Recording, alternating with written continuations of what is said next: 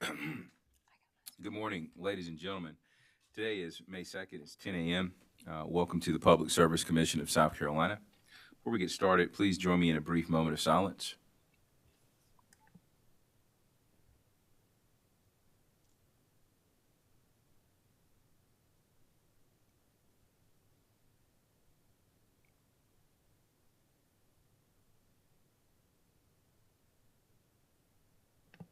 Thank you. We'll take roll. Present in the hearing room, we have Commissioners J. Williams, Caston, C. Williams, Thomas, Powers, and Belzer. Joining us virtually, we have Commissioner Irvin. Attorney Moser, please read the docket, ma'am. Thank you, Mr. Chairman. Good morning, commissioners. Good morning, parties. We are here today for the proceeding in docket number 2021-361-T regarding the application of Dominion Energy South Carolina Incorporated for the approval of new natural gas energy efficiency programs and notice of intent to seek net loss revenue under the Natural Gas Rate Stabilization Act. The proceeding has been scheduled for today, May 2nd, 2022 at 10 a.m. All parties participating in this matter are prepared to proceed and the docket is in order. Thank you. Thank you, Attorney Moser. Before I forget, I want to share with the parties my plan. I would like for us to take lunch today at 12 o'clock and to end at 5 p.m. Is there, in the proceedings or in the recess, if we're still going, and obviously adjourn if the parties complete their presentations? Any objections to that? 12 o'clock lunch, shut it down at 5 p.m. All right. Let's take appearances from the parties, applicant, Dominion Energy, South Carolina. Thank you, Mr. Chairman, members of the commission. My name is Michael Anselmo with the law firm of McGuire Woods. With me today is Jason Richardson, also McGuire Woods, Chad Burgess, and Matt Gissendaner, in-house counsel for the company. And if I could, Mr. Chairman, I have a new attorney who has started in my office, Sarah Nielsen. She is seated back there. She started too recently to make an appearance, but I did want to introduce you to Sarah because hopefully you'll be seeing her around here. Good morning, ma'am. Happy to have you here. Welcome aboard. South Carolina Coastal Conservation League and Southern Alliance for Clean Energy. Yes, thank you, Mr. Chairman. This is Kate Mixon on behalf of South Carolina Coastal Conservation League and Southern Alliance for Clean Energy. It's nice to see all of you in person. And with me here today is Emma Clancy. Welcome, welcome. Happy to have you all here in person. Thank you for coming down. Department of Consumer Affairs. Thank you, Mr. Chairman. Good morning. Roger Hall, Deputy Consumer Advocate with the department. Also with me today is Connor Parker, who's our Assistant Consumer Advocate. Thank you, gentlemen. Happy to have you here. Office of Regulatory Staff.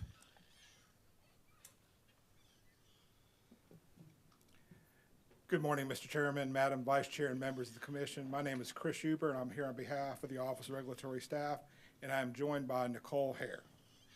Thank you. Thank you, sir. Thank you, ma'am. All right. Is there anything we need to address before the applicant calls his first witness? All right. Hearing nothing. Applicant, please present your case. Thank you, Mr. Chairman. Dominion Energy South Carolina calls Cheryl K. Shelton, James Herndon, and Jatan R. Smith to the stand to be sworn in as a panel witness. All right. Members of the panel, if you would, please take your seats and prepare to be sworn in by our court reporter.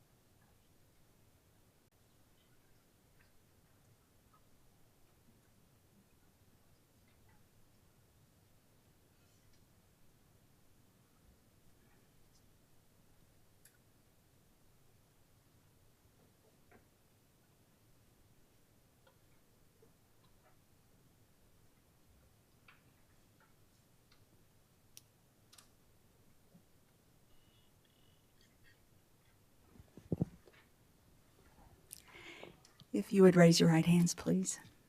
Do you solemnly affirm the testimony you're about to give will be the truth, the whole truth, and nothing but the truth? Thank you. Thank you. Ms. Shelton, if you could turn your microphone on, and please state your name for the record. Cheryl K. Shelton. By whom are you employed and in what capacity? I am currently employed by Dominion Energy South Carolina as the manager of demand-side management and energy conservation. And did you prepare or cause to be prepared under your direction 19 pages of direct testimony pre-filed with the Commission on March 21st, 2022? Yes, I did. Do you have any changes or additions to your direct testimony? Yes, I do. In my direct testimony, page 15, line 10, has a chart entitled Preliminary Natural Gas EE Programs and Annual Therm Savings. In the second column, labeled Sector, the line for the commercial gas equipment incentives should be changed from res to com. Thank you. And Ms. Shelton, if I asked you all the questions contained in your pre-filed direct testimony here today, would your answers be the same? Yes, they would. Mr. Chairman, I move the pre-filed direct testimony of Cheryl K. Shelton with the correction noted today be entered into the record as if given orally from the stand. The pre-filed direct testimony of Ms. Shelton will be will be read into the record as if given orally from the stand, and that's the pre-filed direct testimony as corrected today. Thank you, Mr. Chairman. Ms. Shelton, did your pre-filed direct testimony also include an exhibit labeled SKS1? Yes, it did. Do you have any corrections to that exhibit? No, I do not. Mr. Chairman, I move the exhibit labeled SKS1 to be entered into the record as the next, I believe, first hearing exhibit. Yes, sir. Exhibit SKS1 will be marked and entered into the record as hearing exhibit number 1. And Ms. Shelton, if you would do me a huge favor and move a little closer to the microphone, please, ma'am. Certainly. And Ms. Shelton, have you prepared a summary of your pre-filed direct testimony? Yes, I have. Could you please present it to the commission? Yes, I will. Good morning, Mr. Chairman and members of the commission. My testimony presents an overview of the company's application for the approval of the new natural gas energy efficiency programs and notice of intent to seek net loss revenue under the Natural Gas Rate Stabilization Act filed on November 23, 2021. My testimony also explains why the company created the proposed natural gas energy efficiency programs, details the key features of each program, and describes the company's program development process. Lastly, my testimony requests the Commission approve the proposed programs as set forth in the company's application. The South Carolina General Assembly supports utilities investments in energy efficiency and conservation programs. Beginning in 2009, the company has invested in the Electric Demand-Side Management Portfolio, or DSM programs, which provides opportunities for electric customers to save energy. The creation of these proposed natural gas programs is the logical progression of the company's commitment to offering DSM to our customers. The proposed gas programs provide the company's residential and non-residential natural gas customers with opportunities to achieve therm savings by implementing and offering a broad range of industry-accepted energy efficiency measures. The proposed programs target energy education, provide discounts on easy-to-install measures, and provide incentives for specific energy efficiency equipment investments. The company developed the proposed programs over several months in consultation with other of its corporate teams, as well as its counterparts at Dominion Energy Incorporated. These meetings led the company to utilize the expertise of Resource Innovations to help the company formally develop its gas DSM offerings and bring them to market. The company selected Resource Innovations because of its extensive experience and knowledge in developing natural gas DSM programs at other utilities across the country. Through the company's and Resource Innovations' collaborative efforts, the company developed 4 gas DSM programs, which will revise eligibility to the company's residential energy-wise savings store so that the store will include product offerings and online discounts for the company's natural gas customers. Create a new application to offer residential high-efficiency gas equipment rebates to natural gas customers. Create a new application to offer commercial high-efficiency gas equipment rebates to natural gas customers, and expand the company's Neighborhood Energy Efficiency Program, also known as NEEP, to accommodate the company's natural gas customers. The proposed programs are designed to encourage customer participation, are technically and economically justified, are practical to implement and avoid undue complexity, and have a reasonable likelihood of providing therm savings to customers and the system. The company estimates that the proposed programs will save 1.52 million therms over the 5 program years. The company's request for approval of these 4 programs also includes a request to recover DSM program costs and earn the required Shared Savings Incentive, or SSI, of approximately $5,375 through a proposed natural gas rate rider. A commission grant of this incentive fulfills the statutory obligation to provide the company with an incentive for implementing commission-approved DSM programs. The company, however, does not seek to recover net loss revenues through the gas DSM rider because it proposes to address net loss revenues through its annual Rate Stabilization Act proceeding. In sum, the company respectfully requests that the Commission approve the proposed suite of natural gas energy efficiency programs as presented in its application dated November 23, 2021. This concludes the summary of my direct testimony.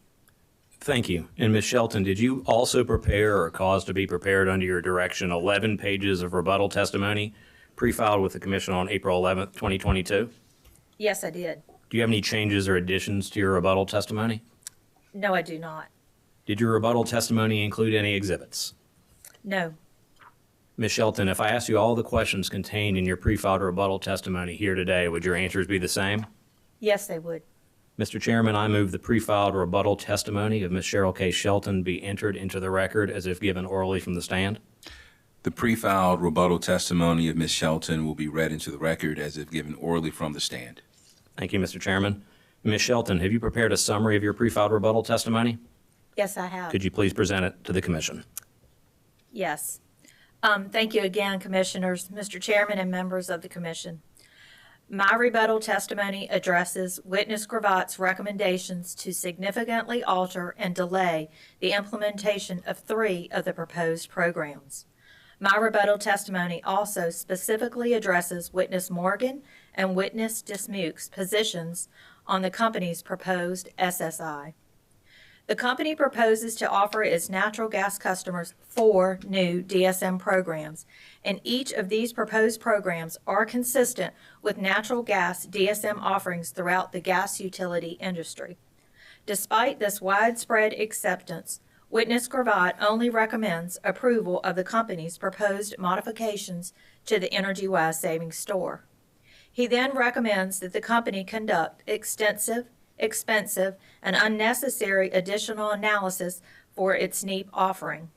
His recommendations would simply add cost to the NEEP program, add complexity to the implementation process, and provide no additional benefit to gas customers. Witness Cravat wants the company to add additional, more complex to implement measures, such as insulation or air sealing, to NEEP. However, Witness Cravat's recommendations fail to understand that the company cannot offer these measures on a turnkey basis because the installation of those measures often require additional maintenance work on a customer's home, and that work usually fall outside the scope of the company's program offerings. The original intent of expanding NEEP to the company's gas customers was to leverage the electric program's existing infrastructure in a way that would seamlessly provide the company's gas customers and with a similar set of energy efficiency measures, education, and services. The NEAT program, as currently designed, would become virtually unworkable if the Commission were to implement Witness Gravatt's recommendations. Witness Gravatt also recommends that the Commission reject the company's proposed high-efficiency gas rebate programs, suggesting that the company perform unnecessary market research, such as comparing the installation and operating cost of its gas offerings against electric equipment. But such analysis is not an appropriate use of ratepayer funds for several reasons. First, the proposed gas DSM programs are specifically offered to natural gas customers. The company has a separate electric DSM program that specifically addresses its electric DSM needs. Second, to encourage customers to replace inefficient natural gas equipment with more efficient natural gas equipment, the proposed program would serve to complement the existing electric program already offered to electric customers to purchase eligible Energy Star equipment Energy Star equipment. Third, allowing customers to have both electric and gas Energy Star equipment rebates allows customers to choose the appropriate equipment options for their home based on their own priorities, such as energy efficiency needs, contractor recommendations, budget, existing equipment, and personal preference, etc. Thus, Mr. Gravatt's proposed analysis is unnecessary. Plus, the company's annual evaluation, measurement, and verification process will focus on program impacts and provide the company with the necessary data to implement cost-effective modifications in future years. Simply put, Witness Gravatt's recommendations are unnecessary to implement the program. My rebuttal testimony also addresses the valuation of the proposed SSI. The company agrees with Witness Morgan, as the company proposes to set the SSI at 9.9% and true up the SSI to the return on equity set in the 2023 rate case as part of its 2024 annual update. This blends the company's proposal to initially use an SSI of 9.9%, which is equal to the incentive that the Commission previously deemed appropriate for the company's electric DSM programs, while still incorporating Witness Morgan's proposal to set the return on equity at a level that will be determined in the upcoming general rate case proceeding in 2023 and authorize a true-up if required once the return on equity is determined. Witness Dismukes argues that the Commission has discretion to disallow the incentive payment. This is not correct. The company's position is that the SSI is a statutorily mandated payment that serves to incentivize the utility to invest in cost-effective energy efficiency technologies. Moreover, this Commission rejected a performance-based SSI in Order Number 2013-826 for the company's electric DSM programs. This concludes the summary of my rebuttal testimony. Thank you, Ms. Shelton. Mr. Herndon, could you please state your full name for the record? Yes, it's James or Jim Herndon. Mr. Herndon, could you say your name again, please, sir? James Herndon. I think we may be having issues with your microphone. Is it working now? No, sir. I don't think it's on, but I'm not getting any. Testing. No, you may have to switch microphones there, if you all don't mind. Duet. Is this working? Yes, sir. Thank you, sir. All right. All right, glad that's working. By whom are you employed and in what capacity? I'm a vice president in the strategy and planning practice within the Utility Services Business Unit of Resource Innovations Incorporated. Thank you. And did you prepare or cause to be prepared under your direction 10 pages of direct testimony pre-filed with the Commission on March 21st, 2022? Yes. Do you have any changes or additions to your direct testimony? No.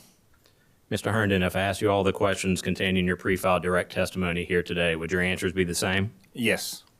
Mr. Chairman, I move the pre-filed direct testimony of James Herndon be entered into the record as if given orally from the stand. The pre-filed direct testimony of Mr. Herndon will be read into the record as if given orally from the stand. Thank you, Mr. Chairman. Mr. Herndon, did your pre-filed direct testimony include two appendices labeled Appendix A and Appendix B, as well as two exhibits labeled JH1 and JH2? Yes. Do you have any corrections to those appendices or exhibits? No, I do not. Mr. Chairman, I move that Appendix A and Appendix B, along with exhibits JH1 and JH2, be entered into the record as the next composite hearing exhibit. Appendix A and Appendix B, along with JH1 and JH2, will be marked as a composite exhibit and entered into the record as hearing exhibit number 2. Thank you, Mr. Chairman. Mr. Herndon, have you prepared a summary of your pre-filed direct testimony? Yes, I have. Could you please present it? Yep. Thank you. Thank you, Mr. Chairman and members of the commission. The purpose of my direct testimony is to explain the DSM program design process, provide an overview of the proposed programs, including resource innovations, analysis of the estimated participation rates, program costs, projected natural gas savings, and projected cost effectiveness. DESC collaborated with Resource Innovations to develop a proposed portfolio of natural gas DSM programs. DESC aimed to emulate and, where applicable, align with the company's electric DSM programs, providing synergies in program delivery and allowing the company to offer DSM programs to all of their customers. My team conducted the analysis, developed and designed the proposed programs, and analyzed their cost effectiveness. DESC and my team worked together throughout to identify potential EE measures that would have the greatest impact on the company's natural gas customers, to refine and develop the list of measures into actual program offerings, and to identify opportunities to align with DESC's electric program offerings. As witness Shelton stated in the summary of her direct testimony, the results of this design process was the creation of the 4 proposed natural gas DSM programs. As part of the program design process, Resource Innovations evaluated the energy savings, the measure lives, the incremental customer costs of the proposed programs. Resource Innovations also conducted a cost-benefit analysis using industry standard tests, which analyzed the proposed programs at the measure and the program and the portfolio levels. Except for the NEAP, the low-income program, each program and the overall portfolio have benefit cost ratios that pass the total resource cost and the utility cost tests. Low-income programs such as NEAP are typically excluded from the cost-effectiveness criteria applied to non-low-income programs. In conclusion, the proposed programs were developed through a thorough, detailed program design process. They are cost-effective, and they will expand DESC's DSM portfolio to provide conservation opportunities for their natural gas customers. This concludes the summary of my direct testimony.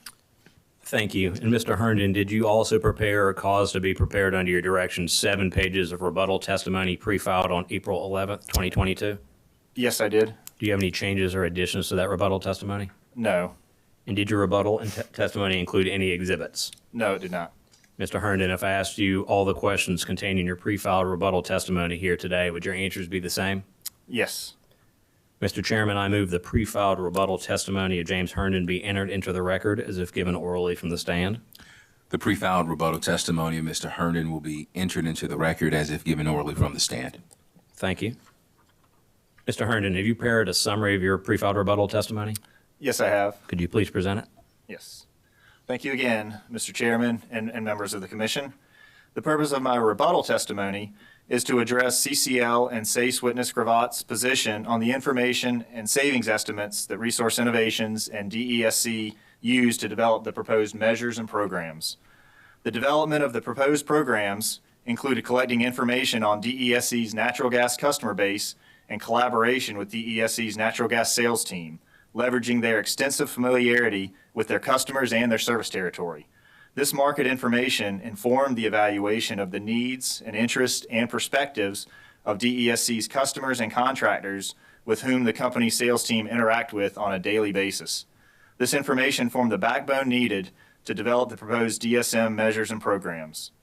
The company's keen understanding of its customer base negated the need to conduct costly primary market research on the penetration of high-efficiency equipment within DESC's market. While in some cases, obtaining such data can be beneficial in developing energy efficiency programs, the direct insight from DESC staff, as well as Resource Innovation's expertise and experience in designing, implementing, and evaluating natural gas energy efficiency programs in the region and throughout the country, made it unnecessary to collect primary market research data. Moreover, the proposed equipment measures are well accepted in the industry and are similar to those offered by numerous utilities in the region and around the country. I also disagree with witness Gravatt that conducting market research on the penetration of energy efficient equipment is key to determining the cost effectiveness of the proposed high efficiency equipment programs. The key elements to determine cost effectiveness include the measure impacts, the economic inputs such as avoided gas costs and measure incremental costs, and the program costs. These elements were each developed using either DESC specific data or standard industry reference data. The current penetration of high efficiency equipment does not directly impact cost effectiveness calculations or the net savings values for the proposed programs. With regard to net savings, because these high efficiency gas equipment programs are new programs, and because natural gas energy efficiency programs are new to the company's customers, gross savings and net savings were considered to be roughly equivalent for the initial cost effectiveness projections. Net savings consider the influence of a particular program in the local market and the customer's intentions when participating. Therefore, a market study on the current share of efficient equipment does not directly inform how the new program's design and delivery will influence customer decisions in the future. The company will calculate actual net savings values for each program through its EM&V process using actual data from operating the programs. Lastly, Mr. Gravatt also claims that there's an apparent discrepancy in the measure savings calculation as it pertains to the furnace and smart thermostat measures. However, no discrepancy exists as the savings for the furnace and smart thermostat measures were each calculated using industry standard assumptions, approaches, and references. Because DESC specific verified savings data is unavailable due to the newness of the proposed programs and measures, we relied on secondary sources. For the furnace measure, Resource Innovations estimated therm savings by using weather-adjusted verified savings data from Piedmont Natural Gas as the preferred secondary source. As for the smart thermostat measure, the savings were calculated leveraging data from our regional technical reference manual, the Mid-Atlantic TRM, and the Energy Star natural gas furnace calculator that provided specific input variables. Estimated savings for both measures and future program years will be verified through the company's annual EM&V process. This concludes the summary of my rebuttal testimony. Thank you, Mr. Herndon. Ms. Smith, could you please state your name for the record? Jatan R. Smith. And by whom are you employed and in what capacity? I am the Manager of Regulation for Dominion Energy Services Incorporated.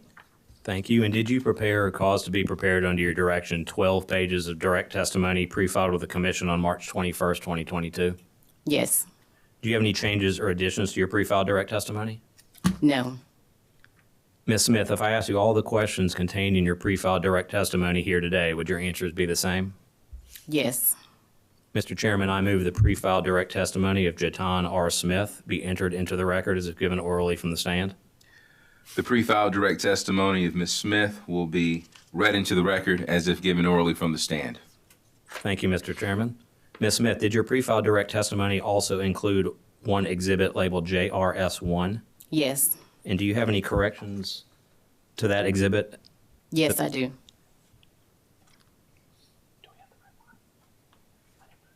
Could you please tell the Commission what that change will be? Under the heading labeled Derivation of Factors, there is a sentence following subheading C. In that sentence, I need to change the word beginning to the word end. The sentence should now read, 1 year of amortization expense based upon the balance of DSM program costs at the end of the annual review period, plus associated carrying costs calculated using the company's weighted average cost of debt. Thank you. Mr. Chairman, I move that the exhibit labeled JRS1 is corrected today be entered as the next hearing exhibit. Exhibit JRS1 as corrected today will be marked and entered into the record as hearing exhibit number 3. And Mr. Chairman, I have a red line version of that for the commissioners as well as Ms. Weed, if you don't mind me passing it up.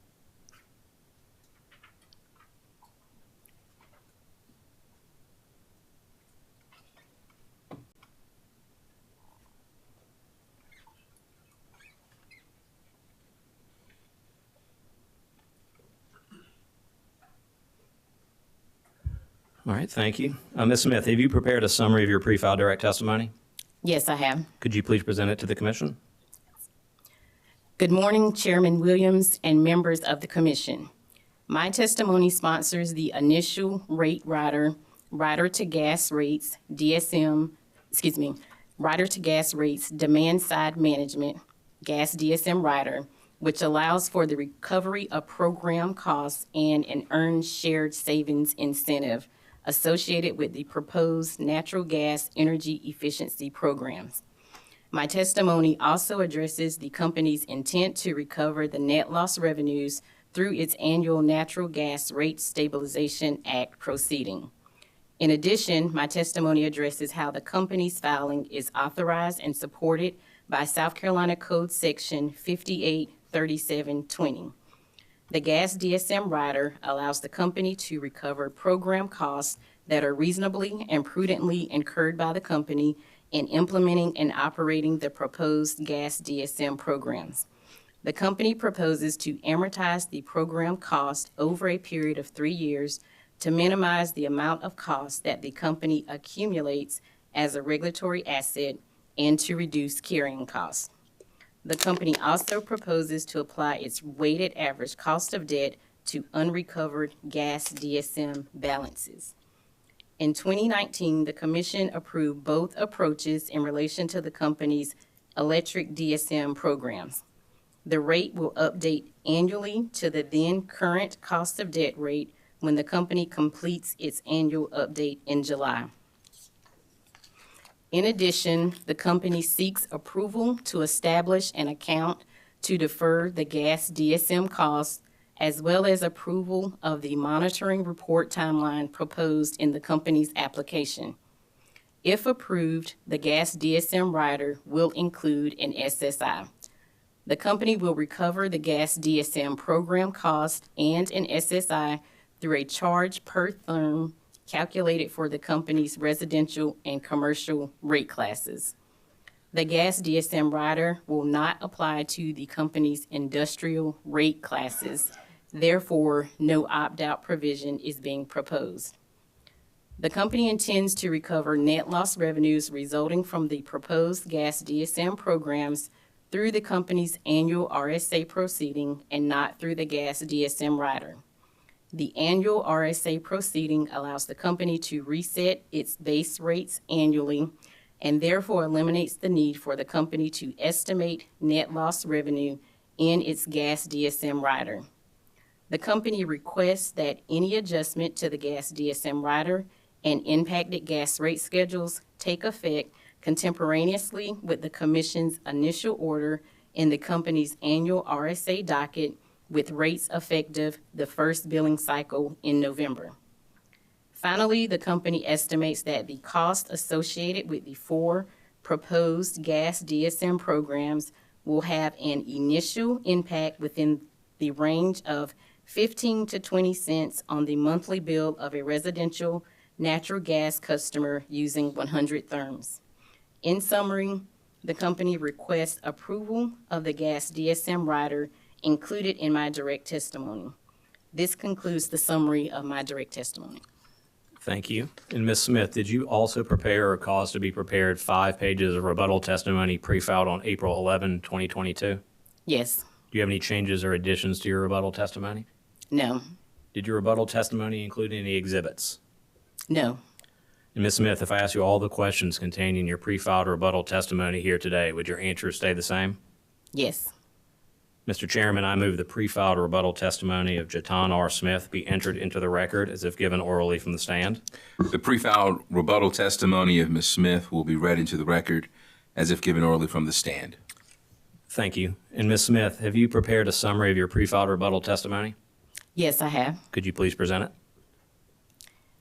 Chairman Williams and members of the Commission, My rebuttal testimony responds to certain portions of the direct testimony of witnesses O'Neill O. Morgan and Jim Gravatt. Witness Morgan recommended that the commission set the SSI at the return on equity, or ROE, established in the company's upcoming 2023 general rate case proceeding. The company accepts the recommendation of Witness Morgan. The company proposes to calculate the SSI at 9.9% in its initial gas DSM annual update on July 31st, 2023, and then true up the SSI to the ROE set in the 2023 rate case if needed. The true-up would occur in the company's 2024 annual update filing on July 31st, 2024. This method will be utilized as the ROE for the 2023 rate case will not be established by the time the company prepares and the commission approves the 2023 annual update. Thus, the company proposes to use the 9.9% SSI for the 2023 annual update and then true up the SSI the following year in its 2024 annual update. In regards to net loss revenues, Witness Gravatt testified that net loss revenues will exist for the lifetime of the implemented gas DSM measures. The company agrees. Witness Gravatt also testified that the net loss revenue will only exist until the approved revenue requirement is reset in the RSA proceeding. The company agrees with this statement, but only as it relates to the specific RSA test year of 12 months ending March 31st. Because of regulatory lag, the company will continuously experience net loss revenues for the life of the gas DSM measures. The company will capture the net loss revenues for each RSA test year as a component of the approved revenue requirement. The net loss revenues will inherently be included when rates reset during the company's annual RSA proceedings. As a result, there is no risk of overcollection as referenced by Witness Gravatt. Finally, I also remind the Commission that the company does not seek recovery of net loss revenues in this docket. This concludes the summary of my rebuttal testimony. Thank you. Mr. Chairman, Ms. Shelton, Mr. Herndon, and Ms. Smith are available for questioning from the parties and the commission. Thank you, sir. South Carolina Coastal Conservation League and Southern Alliance for Clean Energy.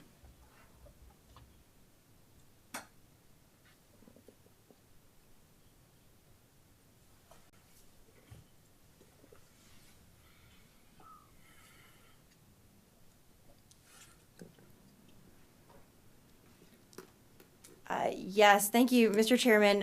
If it is okay with the commission, I have a few questions for Mr. Herndon, and then would turn it over to Ms. Clancy for some questions to Ms. Shelton. That's fine. Please proceed. Thank you. Good morning, Mr. Herndon. It's good to see you again. Good to see you. I wanted to just start with some basic questions about cost effectiveness testing for energy efficiency programs. Let's say that the company offers an EE program that gives customers a rebate to purchase and install an energy efficiency measure. The total savings that result from the customer installing that measure, that's known as gross savings. Is that correct? That's correct. And so, in other words, it's the difference in energy consumption with that energy efficiency measure in place versus what consumption would be without that measure in place. That's correct. But a number of those customers may have installed those measures regardless of the company offering the program. Is that right? Not necessarily. I mean, it depends on the program and the measure, but you don't know that a number would necessarily install it anyway. But that could be the case. There could be folks doing energy efficiency on their own, but yeah, but from a program perspective, you try to focus on the customers that are not already doing it. Right. And so the percentage of customers that would have installed, that do participate in a program, but would have installed that measure regardless of the program, that's called free ridership. Is that correct? That's correct. And for energy efficiency measures that are widely available in the market, like for instance maybe LED lighting, free ridership can often be higher. Is that right? Well, free ridership is more program specific. So you could have a well-designed program even in areas or types of technologies that have high market saturation. But if the program's designed correctly to counteract free ridership, it's not necessarily true that you'll, just because of the penetration level that's naturally occurring, that necessarily equates to high free ridership in a program. It's more how the program's designed and how the program's run. But that can often be the case. Sure, but right? you could also have areas with low saturation that has high free ridership if the incentives are set wrong, or, I mean, there's a number of factors, but saturation is not a primary determinant. It's more how the program's designed and run. Okay. And so if free ridership, though, is higher, that lowers the savings attributable to the program itself. Right? Well, so you're talking about net savings. So net savings accounts for free ridership, right? That would reduce gross savings to net savings based on free ridership. And then on the flip side, net savings also includes spillover, which says well, energy efficiency programs can actually influence the market, so there could be savings outside of the measures. So so free ridership does affect the net savings, but there's a couple other factors that also affect the final net savings for a program. Yep. So again, if free ridership is higher, that lowers the net savings attributable to the program. That can mean a program might be less cost effective, right? Because there are fewer net benefits from the program relative to the cost of offering the program. In that scenario, Yeah. that's right. And so if you take gross savings and you deduct out the savings attributable to free riders, and as you said earlier, spillover from customers possibly installing other energy saving measures outside of the program, that's known as net savings, right? That's right. Okay. Free ridership hurts net savings and spillover helps net savings. Yep. In other words, kind of in contrast to gross savings, net savings is the difference in energy consumption without or with the program in place versus what consumption would have been without the program. That's right. Net savings accounts for the influence of the program on the market. So for the company's proposed residential and commercial high-efficiency gas equipment programs, the company based its preliminary cost-effectiveness testing results on gross savings. Isn't that correct? Well, so what we calculated gross savings, and then since these are new programs, and since Dominion Energy has not offered gas programs in this territory, there's not a good locally based number to estimate net savings or a net to gross ratio for these specific programs. So we made a rough equivalency of gross and net in this case. So I'd say it's both. I mean, it's kind of semantics. You could say either one, but yeah, we did not make an adjustment for net to gross. Right. And so in other words, the cost effectiveness scores for the proposed equipment programs, they're based on an assumption of zero free ridership. Not necessarily. They're based on a net to gross ratio of 1.0, but again, net accounts for free ridership. It also accounts for spillover. We're just saying these programs we think are effectively designed. We're not sure how the market is going to respond. Typically in a new market, I mean, a lot of times free ridership increases as programs age because people are used to the programs, people are used to energy efficiency, and that's more of a trend in free ridership is older programs, you see that increase in free ridership, but a new program, we just don't have the data. So we didn't necessarily assume there'd be no free riders, but we didn't want to be speculative since it's brand new in the market. But the company didn't make any deduction from gross savings to account for free riders. That's correct. Right? Okay. That's correct. And so using those gross savings estimates, the residential and commercial equipment programs passed the total resource cost test with a score of 1.1. Is that correct? Subject to check, that sounds right. And the total resource cost, or TRC, test, that's a primary cost effectiveness test for Dominion's programs. Is that right? So our model calculates all four standard tests, but from what we focused on, from what I understand from Dominion, is we focused on the total resource cost and the utility cost test to make sure both of those it was cost effective from both of those perspectives. Okay. And so on page 9 of your direct testimony, you state that Resource Innovations evaluated the proposed natural gas programs. Well, you just stated this, but it was using 4 standard cost benefit tests consistent with the California Standard Practice Manual. Is that correct? That's right. Mr. Chairman and Madam Court Reporter, I at this time would like to distribute what I pre-marked as Herndon, SACCL Herndon Cross Exhibit 1. I have copies here. Mr. Chairman, I would like to see that before it's passed to the commission in case there's any objection or discussion needed among council. Absolutely, and so that's sort of standard rule before you seek to hand the document to the witness or the commission, if you would share it with opposing counsel. Thank you, ma'am. Mr. Chairman, would you mind if I just sort of move that direction? Not at all. Navigate the courtroom freely, or the hearing room freely. This all the same one? Yes.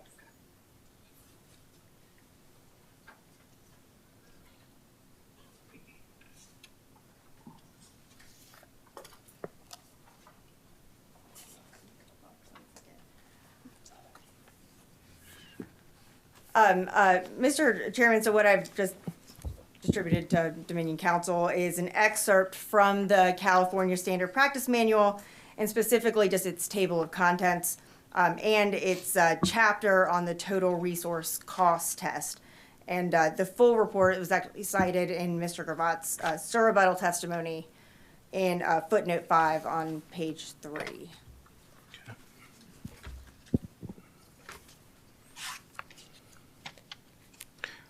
Attorney Anselmo? No objection. All right, please proceed. Attorney Mixon?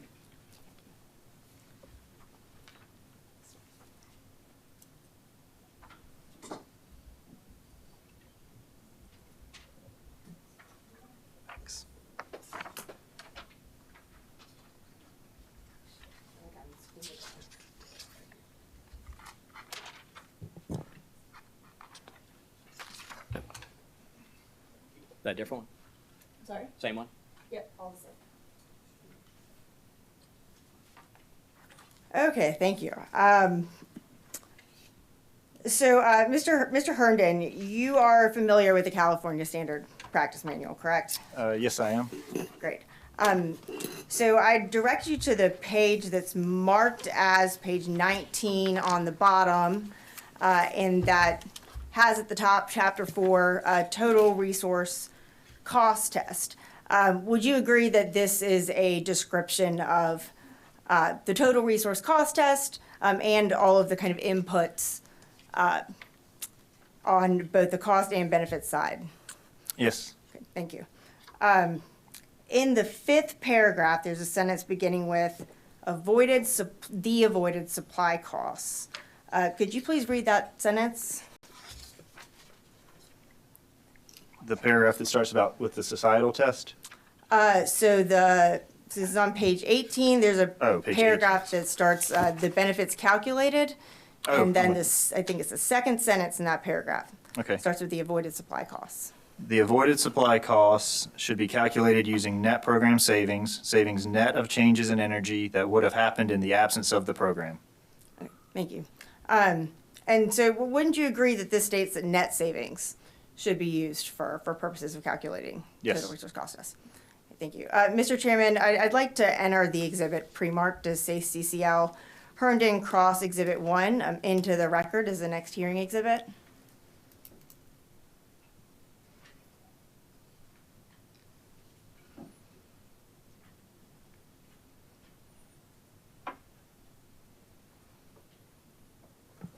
Okay, any objection? Not from the company. All right, hearing no objection from the parties, SACCL Cross Exhibit 1 will be marked and entered into the record as hearing exhibit number 4. Okay, thank you, Mr. Chairman. Mr. Herndon, you noted that the company has never offered gas energy efficiency programs in its territory, right? That's my understanding. And you said that was kind of the basis of, or one of the reasons why it was reasonable to assume that gross savings and net savings were equivalent. That's correct. And again, there may be instances where that's the case, meaning that no customers would install high efficiency equipment without an associated program. But the company hasn't conducted any studies of the market penetration for high efficiency gas equipment in its territory to see if that is the case. Is that right? Well, those, what you just said are two different things. We weren't assuming that there are not any customers currently installing high efficient equipment. What the assumption is that gross and net for the program was equivalent for the initial estimate. But yeah, there's always going to be, or typically not always, there's typically people that are adopting energy efficiency, but like I said, with a well-designed program, you can put safeguards into place, right? You might only allow a high efficient piece of equipment if the customer on the application shows that they had an 80% furnace. I mean, there's things you can do. So just knowing that customers are already doing it on their own doesn't necessarily mean that the program is going to have high free ridership or any free ridership. I mean, that's one of the best practices is to design things into the program that limit free ridership. So that's why I say the assumption that gross and net were equivalent to begin with, and that'll get evaluated in EM and V, was not an assumption that no one's out there putting in 90% furnaces. It's just that the program's intent is to get more people to do 90% furnaces. So I guess that's how I would characterize it. Not that there was an assumption that no one's out there doing it. Okay. Thank you, Mr. Herndon. So in your rebuttal on page 7, lines 14 to 16, you state that, in response to Mr. Gravat's concerns from his direct testimony, that you conducted a sensitivity analysis that essentially simulated a situation with 20% free ridership. Is that right? Well, a net to gross of 0.8. That's right. I'm sorry. Yep. Net to gross. And so, I guess just you're simplifying a little bit. Let's say that it was all attributable to free ridership. That would simulate a situation where 20 out of 100 customers would have gotten that equipment even without the incentive. Is that right?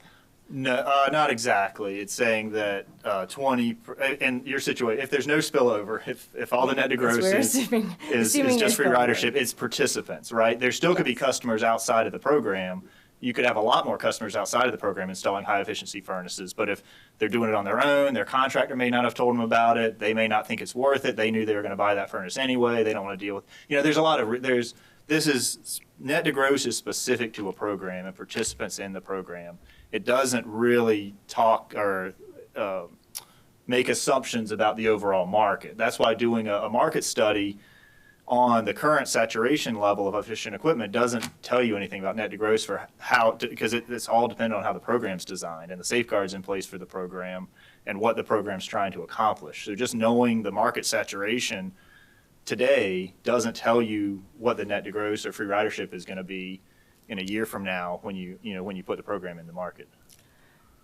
But again, as you noted earlier, there can be a correlation between the two, right? I would say they're correlated but not causal. Okay. And so for that 20% sensitivity analysis, the company doesn't have any data about free ridership levels in its territory to form the basis for that 20% number either, right? Or net to gross. No, there was no research done. The 20%, so I'm familiar with the California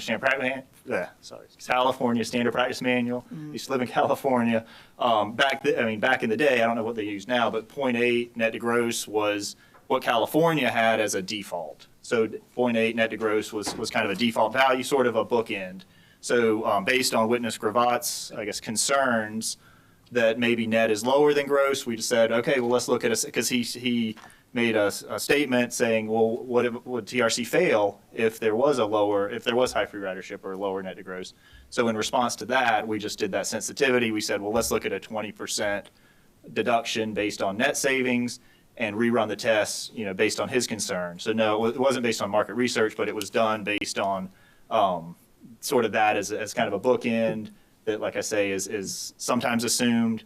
We did also look that I think ACEEE does a scorecard every year.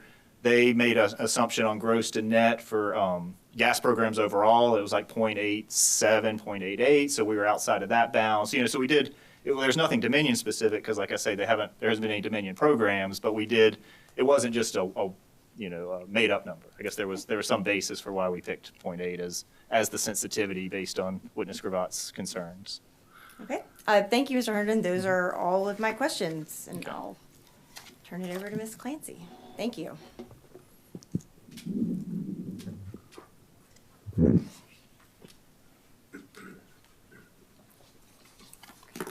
Madam Vice Chair, with the return of in-person panels, I didn't know what the commission's preference was on redirect potentially. I'm happy to hold all redirect to the end. Just want to make sure I'm appropriately addressing it the way you like it to be handled. I think the redirect will be following all of the cross and commissioners' questions. Thank you. Good morning, Ms. Shelton. Can you hear me all right? Yes, I can. Great. Now, the DSM programs being proposed in this docket would be the first energy efficiency program for Dominion's gas customers. Is that correct? That's correct. Okay. And so up until this point, Dominion has only offered DSM programs to its electric customers, correct? That's correct. But Dominion also has dual fuel, or I believe it's referred to once as combination customers that buy both electric and gas service from Dominion. Is that correct? Yes, that's correct. And do you roughly know what percentage of electric customers also purchase gas from Dominion? There are I don't know that number off the top of my head, no. Okay. Well, just to get a sense of this dual fuel customer, that they might have some combination of gas heating and electric cooling, right? Correct. Or electric plus gas water heating or gas appliances. Correct. Okay. Now, for the two equipment programs being proposed, Dominion plans to offer financial incentives to customers who replace old gas equipment with high efficiency new gas equipment. Is that correct? Correct. So the incentives are limited to gas for gas replacement. Is that correct? Correct. So in developing this program, did Dominion evaluate whether customers could save more money by switching from gas to electric than by upgrading their gas equipment? No, we did not. Okay. So for example, the company hasn't evaluated whether, say, a high efficiency electric heat pump would provide customers with greater savings than a high efficiency gas equipment. Is that correct? No. The intent of the program was to offer a complimentary Energy Star rebate to our gas customers, just like we offer to our electric customers. And then customers are free to choose whether they want Energy Star equipment based on their own personal choice. Our goal is to influence them to purchase Energy Star equipment. That is the goal and intent of our program. Okay, Energy Star equipment, but for gas customers, your goal is to incentivize upgrading To Energy Star, more energy efficient equipment. gas equipment. Gas equipment for the gas customers, just like we do on the electric side. Okay, but again, the company hasn't yet evaluated whether customers could save more money by switching to electric than by upgrading their gas equipment in the way that's being incentivized in this program. Is that correct? No, we have not, because we don't think that would be a prudent use of gas customers' funds to spend gas money to do research and development or to study if it's cheaper for a customer to switch to gas. We are providing a complimentary rebate. The intent of the program is to provide a complimentary rebate to gas customers to purchase Energy Star equipment, just like we provide a Energy Star rebate on the electric side. Okay, but to be clear, at this point, we just don't know whether the costs of that analysis would in fact exceed the benefits that could potentially be identified through an analysis of comparing electric savings with gas savings? Again, that is not the intent of the program. The intent of the program is to provide a Energy Star rebate to our gas customers who have no offering right now at all. We are trying to influence their decision-making process when they go to buy a furnace or a water heater to buy more efficient equipment. That is the intent of our programs. Well, changing gears, let's again think for a moment about a company's dual fuel customer who has, say, electric AC and gas heat.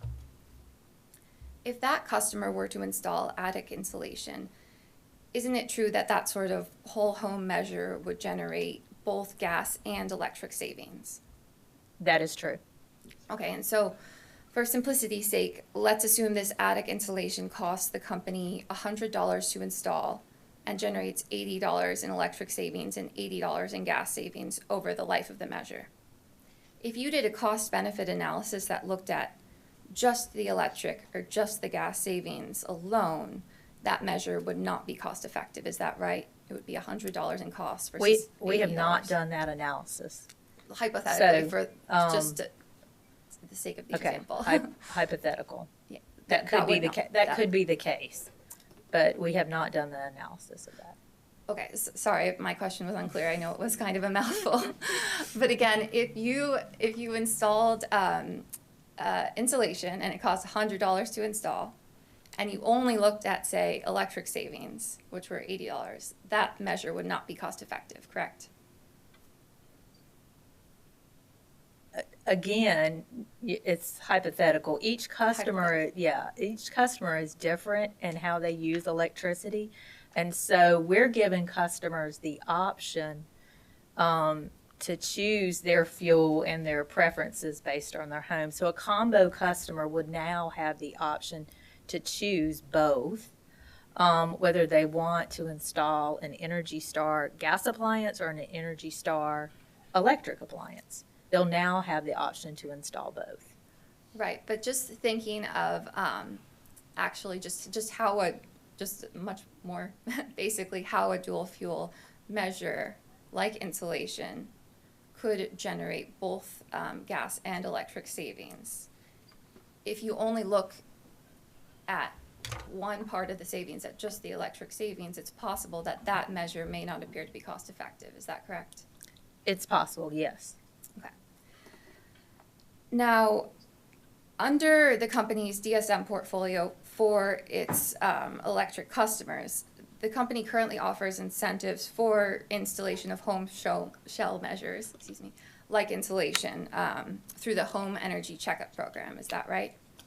Tier 2, under Tier 2, it's a very limited offer for customers that go through the Home Energy Checkup and are pre-screened to participate in Tier 2. Okay. It's not available to all customers. Okay, well, assuming they meet the qualifications, could a customer who purchases both electricity and gas from Dominion participate in the Home Energy Checkup Program? They could, a combination customer could participate in the Home Energy Checkup 1, but Tier 2 is targeting electric-only customers because it is an electric DSM program. Okay, So those air sealing, air insulation measures are offered to electric-only customers currently. okay, so the company has not yet explored whether additional savings opportunities associated with dual fuel customers installing things like insulation might make the program more cost effective? No, we have not. Okay. Now, also under the company's electric DSM portfolio, Dominion currently offers a neighborhood energy efficiency program. We do. NEEP, to income qualified electric customers, We right? do, yes. Now, in this docket, the company proposes to expand access to NEEP using the same implementation contractor to income qualified gas customers, correct? That's correct, yes. So for the first time, the company will be offering both gas and electric measures through NEEP. Is that correct? Through two different offerings, but yes, that's correct. We'll have a electric offering and a gas offering. Yes. Okay. the company has not yet investigated whether there are additional opportunities to offer measures through NEAP that save both gas and electricity. Is that right? That is correct. No. The intent of the program is, so the intent of the program was to mirror the existing successful program that we've run on the electric side. So we've run that program for 8 years with a very helpful implementation partner, and we know what measures have been received well with our customers. We know which ones are easy to install. They're direct install measures. They're easy to install. Customers have accepted them. Don't uninstall the measures. They don't take a lot of time to uninstall. They're quick to install, and the customers accept them well. So we took some of those measures and applied them to the gas customers. So it's a complementary program to what we have on the electric side. Okay. But again, the company has not yet evaluated whether dual fuel measures might be cost effective. No, we have not. It wasn't the intent of the program to do that. Okay. Thank you so much for your time, Ms. Shelton. You're Appreciate welcome. it. Thank you.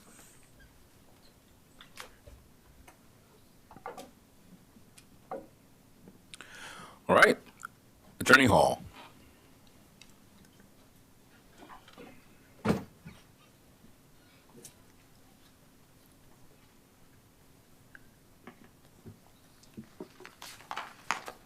Good morning, Ms. Shelton, Ms. Smith, and Mr. Herndon. Before I get started, Mr. Herndon, I just want to confirm that the questions I have are more appropriate for Ms. Smith and Ms. Shelton. Mr. Herndon, your testimony addresses the program design, energy and cost effectiveness of the proposed programs, correct? That's correct. And you don't address the South Carolina statute regarding Dominion's entitlement to cost recovery, lost revenues, or incentives. Is that correct? That's correct. It does not. Thank you. So then, that being said, Ms. Shelton and Ms. Smith, I will try to direct my questions to each of you individually. Recognizing there is some overlap in your testimonies, I may wind up following up with the other as well. So I'm also going to ask you some specific questions about your testimony. It appears that you have them in front of you, but if you need me to stop at any time so that you can refresh your memories or take a look at it, please let me know.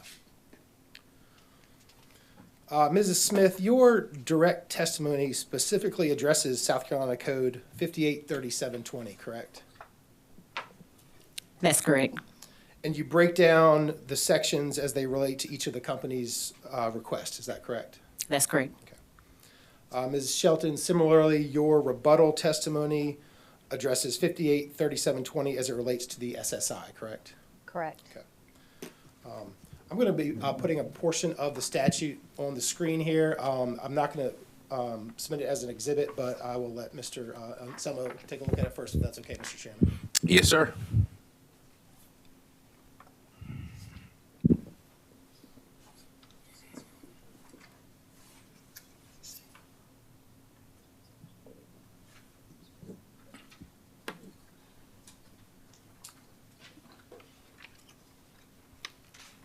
So, Mr. Chairman, if you'll bear with me, I'm going to try to use this here, and I can hand out copies to the commission if needed, if it's easier, to any other party. They've given us a little bit of demonstration earlier, but I'm not sure where it shows up for you all.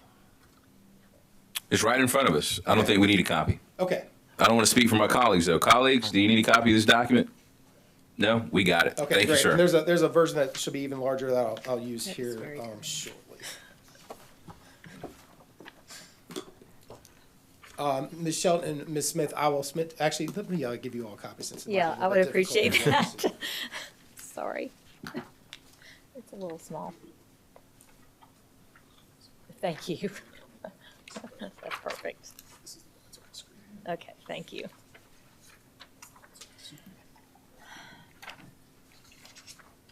Thank you.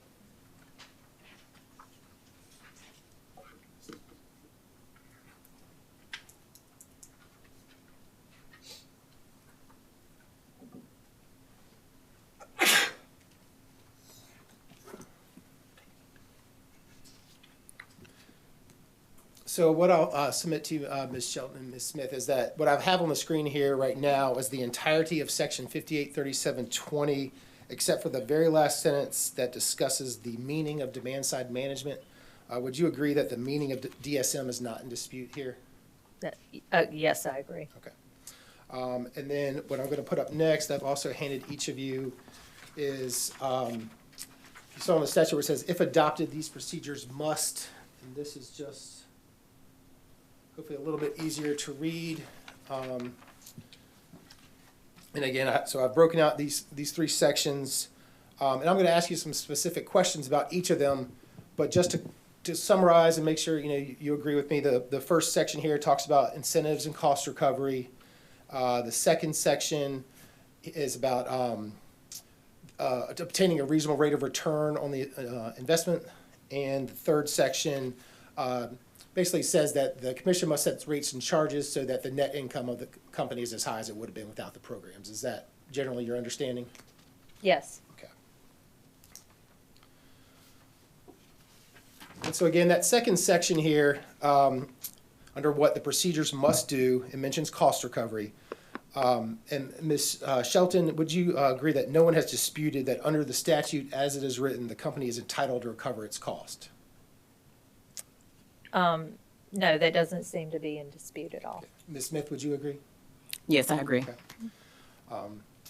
And Ms. Smith, on your direct testimony, pages 7 to 8, you know that Dominion proposes to apply the weighted average cost of debt of 5.62% as carrying cost to the unrecovered DSM cost. Is that correct? That's correct. That rate is as of December 31st, 2021. Okay. And you state this is in accordance with the second point of the statute that allows the company to recover costs and obtain a reasonable rate of return on their investment. Is that correct?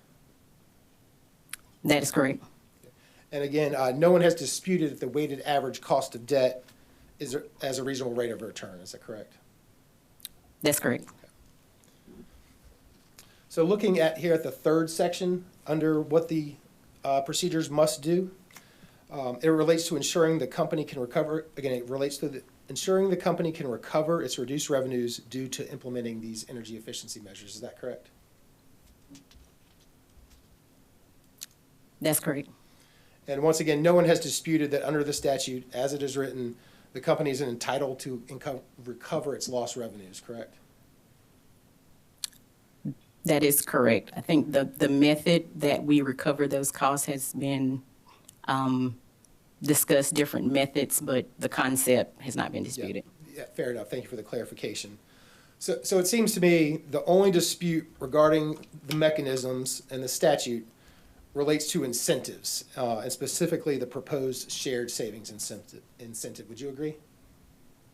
I agree with that.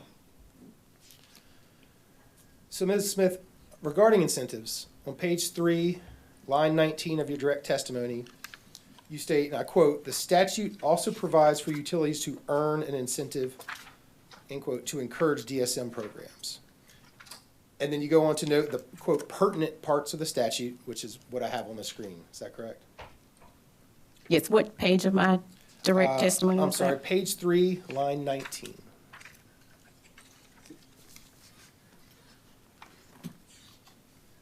Yes, I agree with that. And then continuing on page 4 of your direct testimony, you explain what, I quote, "the company understands about the statute," correct? That is correct. And on line 14, right there under your number 2, you state, again, quote, "The procedures must provide DESC with a method of recovering cost," again, we noted that's not in dispute, "and, quote, an incentive that provides a reasonable rate of return." Is that right? That is correct. So I want to look back at this statute that I have here. Do you see where incentive is noted in the first bullet point? Yes, I do. Okay. And do you agree that that is the only place in the statute that actually uses the word incentive? Yes, I agree that that's the only place where the word is used. And then other than cost recovery mentioned there, that sentence does not include rate of return or anything else related to payment to the company, does it? That specific clause does not. Okay. It simply says the commission must provide incentives to those companies that invest in cost-effective programs, right? That is correct. Mrs. Shelton, similarly, in your direct testimony, page 16, line 21, you state that 9.9% SSI, quote, allows the company to earn a reasonable incentive as contemplated by the statute. Is that right? What line was that? Sorry, page 16, line 21 of your direct testimony. Yes. So again, I wanted to ask you to look at that first bullet point that I put on the screen, where it discusses incentives. Yes. Is there anything related to payment to the company? No, I do not see anything. I don't see payment to a company, but historically, we have received an incentive through DSM on the electric side, and it has been a financial payment. A 9.9% is received on the electric side. Okay, but we're as talking about a SSI. gas program, right? Yes, Okay. but we have historically, it has historically been a financial incentive. Historically has been. Okay, Yes. thank you. So Ms. Shelton, I'd like to talk to you a little bit more about incentives and the program proposals. You note there, essentially the company would get $5,375 from the SSI compared to the requested annual cost associated with the DSM programs of between 1.2 million and 1.5 million, correct? That's correct. So would the company decide not to implement these DSM programs if the commission only granted the 1.2 to 1.5 million and not the $5,000 from the SSI?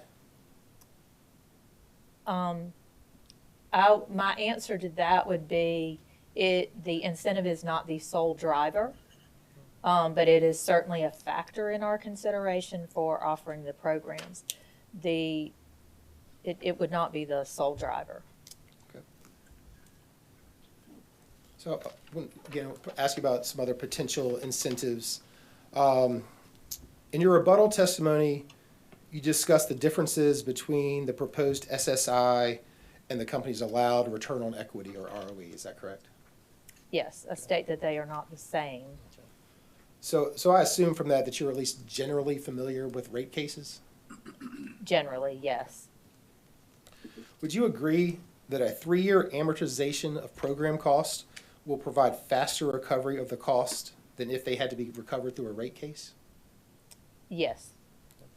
And as part of that reason, because Dominion will not have to wait until it files a rate case and then requests a certain amortization period before it starts recovering these costs? Yes. And just to clarify again, Dominion has requested the carrying cost of the weighted average cost of debt to be updated annually as its current cost of debt, correct? That is my understanding, yes. And these costs are included in the rider, correct? That is correct. Would you agree that this quicker recovery is an incentive for investment?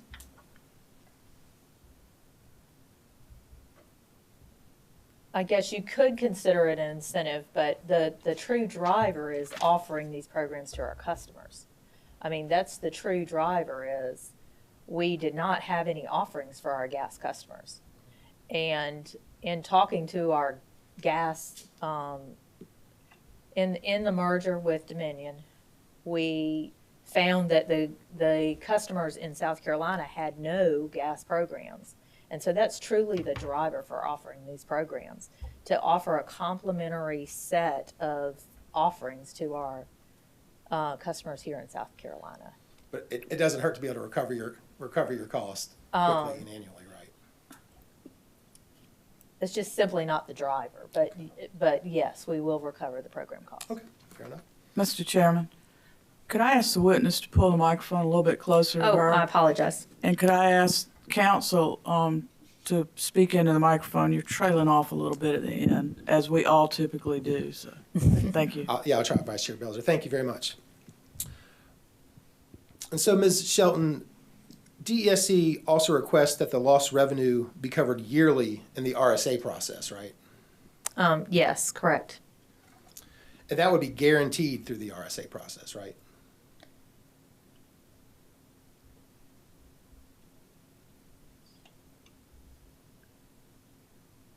Well, I'll ask it a little bit differently. Yeah. So the difference in revenue in the RSA process, the difference in revenue for the company is trued up to within a 0.5 range around the ROE yearly in the RSA process. I think I'd like to defer that question to Jatan.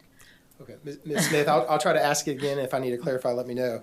DESC has requested that lost revenue be recovered yearly in the RSA process, right? That's correct. Okay. And that would be guaranteed through the RSA process? So to the extent that there are net loss revenues resulting from lower therm sales due to the implementation of the gas DSM programs, then that net loss revenues would be recovered through our annual RSA proceeding.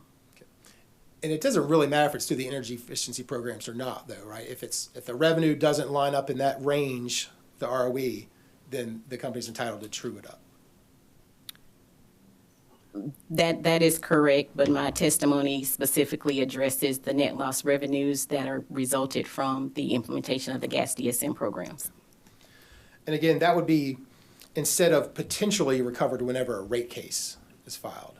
Is that correct? That is correct. And when we talk about lost revenue, and now directing you, Ms. Smith, just for clarity. And so when we talk about lost revenues, the company's rate of return is already being applied to determine what those revenues are. Isn't that right? Can you repeat that question, please? Sure. I'll try to ask it a little bit differently. So in order to determine revenues, the rate of return is applied to the rate base in the revenue requirement formula. Is that right?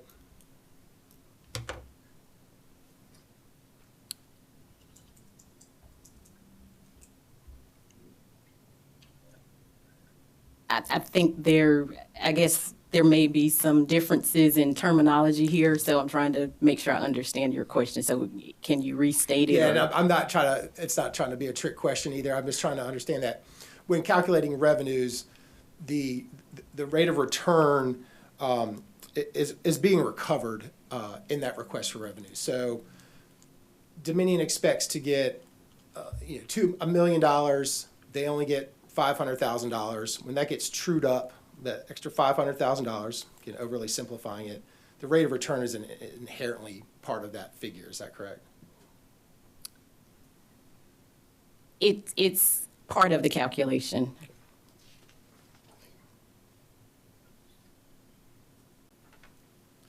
And would you agree that annual recovery of lost revenues is an incentive for this program as well?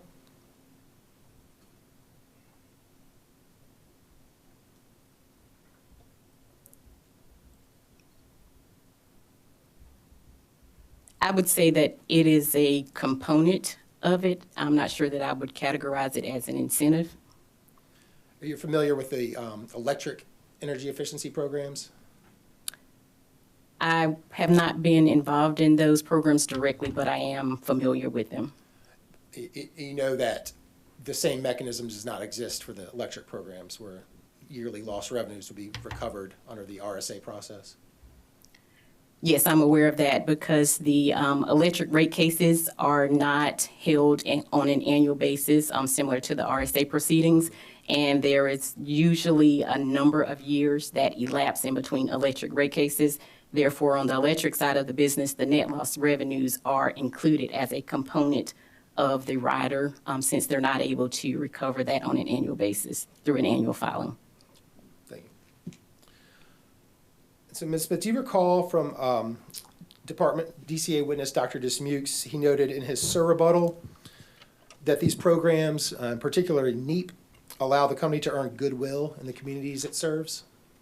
Yes, I do recall that. Would you agree that this is an incentive to invest in DSM? When you say this, I'm sorry, the goodwill in the community? yes, I would agree with that. Okay. Are you familiar with curtailment? Yes, I'm familiar with it. Would energy efficiency programs for natural gas help avoid gas curtailment by reducing demand? I would agree with that statement. Because reducing demand would help ensure supply? It would help, not guarantee, but it would assist. Certainly. And those would be incentives for the company as well, right? And I do agree that those would be incentives, but as stated by Witness Shelton, this commission has historically interpreted the incentive to be a financial incentive. In gas cases? No, I'm sorry. referring to our electric In DSM. electric cases, right? This is Yes, the orders. First gas case for the Dominion at least. So would you agree that all these other factors we just talked about, the recovering lost revenues yearly, the goodwill in the community, decreasing curtailment, those might be worth even more to the company than $5,000 from the SSI? Would you agree?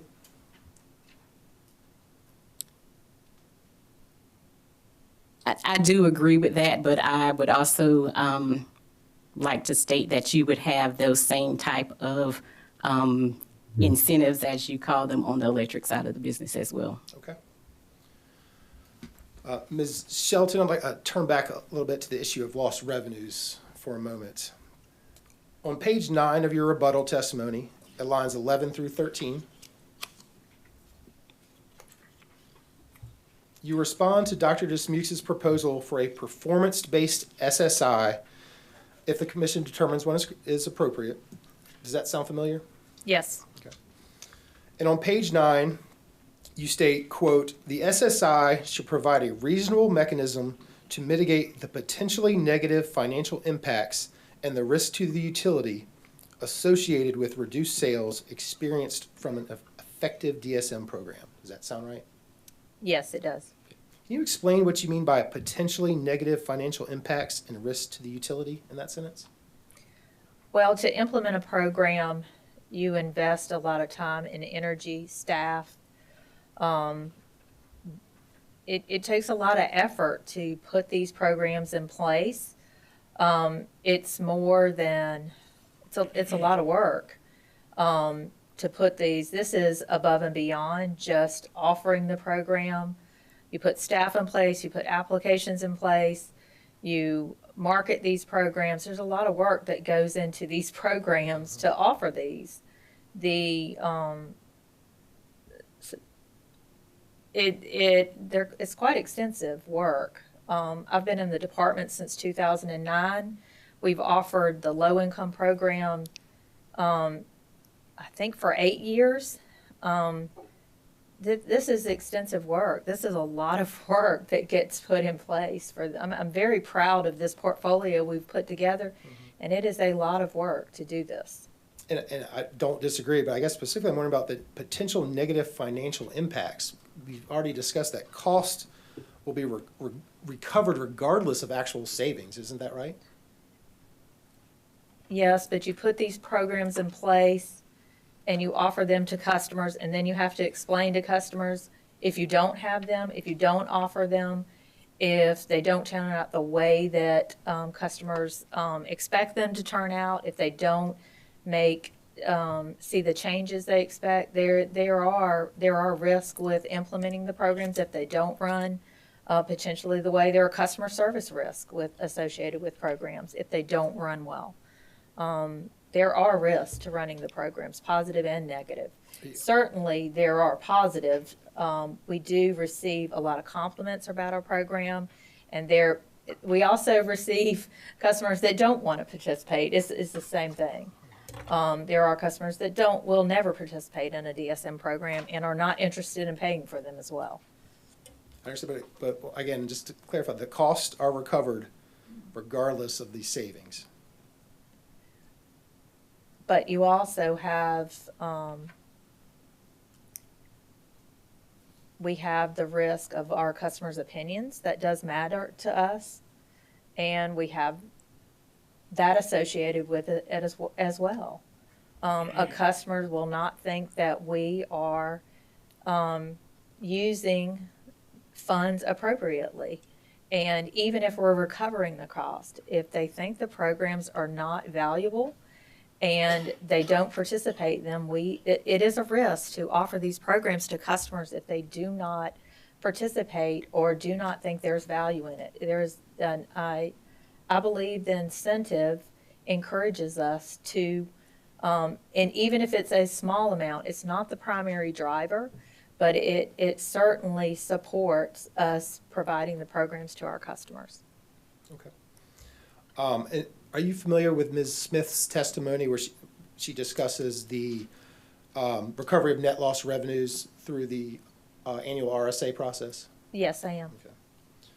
Okay. And would you agree that from her testimony, the company decided not to include a loss recovery mechanism in the proposed rider? Yes, I am. And the reason is because, as Ms. Smith stated, those are inherently reflected in the annual RSA proceeding. Is that right? Yes, that's my understanding. Thank you. Last couple questions, Ms. Shelton. We previously established you're at least generally familiar with rate cases, right? Yes. And are you familiar with the difference between the overall rate of return and the ROE, or return on equity? Generally. In Dr. Dismukes' surrebuttal, on page 8, lines 19 through 21, he states the following, quote, "The allowed earnings for a utility on rate-based investments is based on target ROR and not ROE." Would you agree with that? I don't dispute it, no. Okay. Thank you. That's all the questions I have. Thank you. All right, Office of Regulatory Staff, do you have questions for the panel? No questions for ORS. Thank you, Mr. Chairman. Thank you, sir. All right, ladies and gentlemen, it is 11:31 a.m. I anticipate that with commissioner questions and a redirect that we would go past 12 o'clock. So we're going to take lunch now. We will return at 12:45. Thank you.